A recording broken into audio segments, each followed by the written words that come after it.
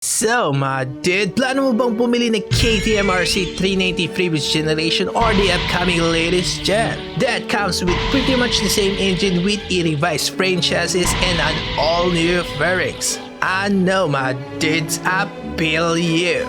Kahit ako rin naman, nagkaroon ako ng mixed feelings sa bagong RC 390. And if you got plans to choose either one of these bikes, I'm sure magkakaroon ka ng second thoughts. But that doesn't bother dahil ang KTM ay maglalabas ulit ng bagong engine platform in the sub 500cc. And this, my dudes, is the KTM Rc 490.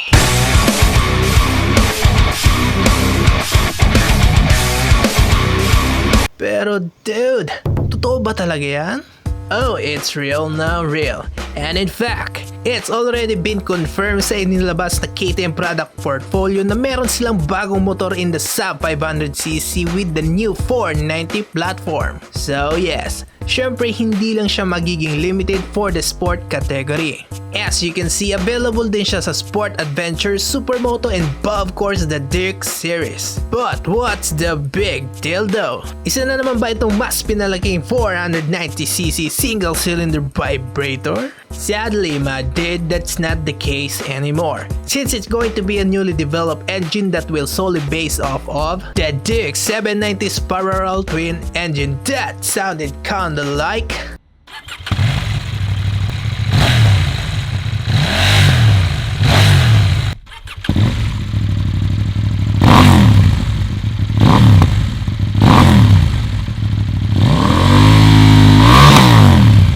oh yes! Sa wakas, KTM hindi lang legit na expressway bike but tunog big bike din. Unlike sa Cheater Expressway 373.2cc ng 390 series, which I still think the best 400cc you can buy as of today.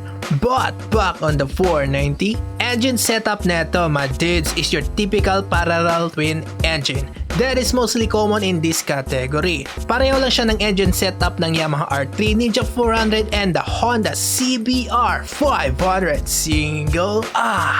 Pero why ba kaya tunog MT-07? Ang MT-07, my dude, is still practically a parallel twin engine. The only difference is yung firing order niya which controlled by the crank angle. Dati ko na natopic ito sa previous video natin sa Binelli 302R where I explained the three types of crank profile in a 2-cylinder engines.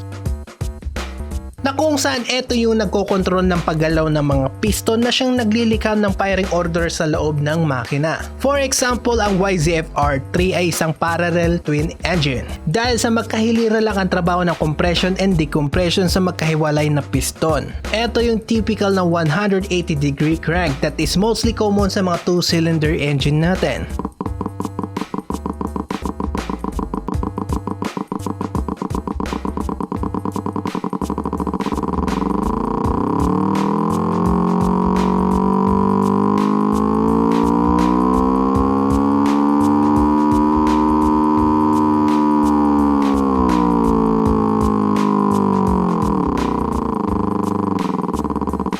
Siyempre, meron din tayong cross-plane crank of 270 degree, which is the same idea ng parallel twin, but in a much closer actuation. Ito yung naririnig natin sa MT-07 ng Yamaha.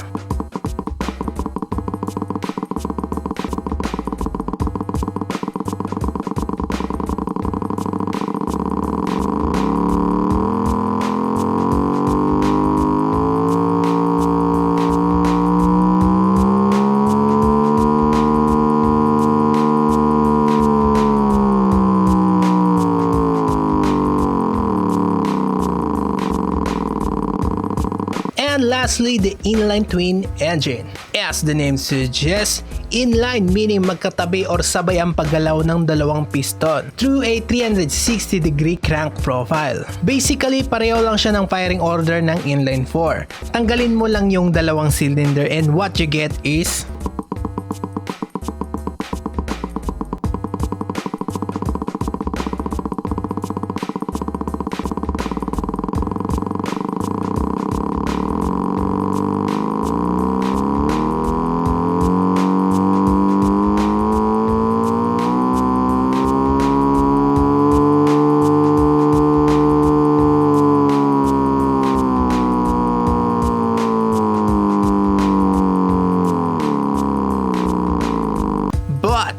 note my dudes, even though almost identical yung tunog niya sa 270 degree ng MT-07, ang KTM 790 and 890 engine ang pagbabasehan ng bagong 490 which is a 285 degree crankshaft. Ito naman ay para magaya ang power delivery ng 75 degree V-twins ng KTM. And since the 490 will be based on the 790, we can expect a similar or the same engine configuration na isang parallel twin cylinder dual overhead cams with 4 valves on each cylinders.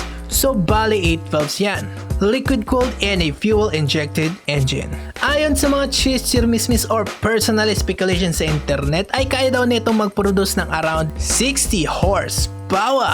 And that's quite a lot mga dudes for a 490cc. Compare na lang natin sa Honda CBR 500R na meron lang 46.4 HP. Or kahit sa Ninja 650 with 67 horsepower is bananas. Pag nagkataon, eto na siguro yung magdo-dominate and soon be crowned as the 500cc king. But as of right now, chismis pa lang yung sinasabing power output. So everyone please calm down your tits.